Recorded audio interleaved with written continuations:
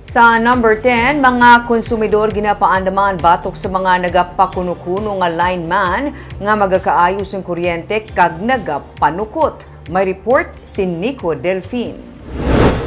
May mga area pa nga sakop sang Central Negros Electric Cooperative o Seneco nga tubtub karon wala pa mabalik ang supply sang kuryente makaligad sang halit nga natugas ang bagyo Odette. Suno kay Malu Paroco, pamuno sang Cooperative Promotion Section, 100% na nga na-restore ang power ilabi na diri sa Bacolod pero may mga lugar pa nga wala basugaan samtang nagapadayon ang clearing kag assessment sang ila alignment team para mabalik ang supply sang kuryente.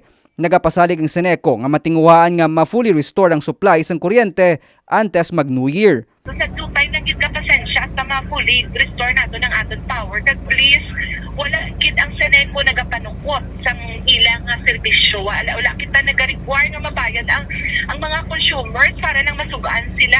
Pero ginklaro sang tagdumalahan sang Seneco nga wala sila nagapanukot para matigayon ang pagbalik sang kuryente sa mga pamalay. Ini matapos man nga makabaton sang reklamo halin sa konsumidor angot sa nagapakuno-kuno nga lineman sang electric cooperative nga nagapanukot para masugaan ang mga konsumidor. I think na naguba lang ang ngalan sa mga linemen naton nga bayran sila kay para mauna sila, hindi na sila ang nag-schedule. May mga engineers kita nga mga head nila nga sila na iya ang nag-schedule kung sino naman to ang makatuan. Ginaamat-amat lang. Wala man kita nagapanukot because it's our obligation to restore and energize sa mga power sa ating mga consumers.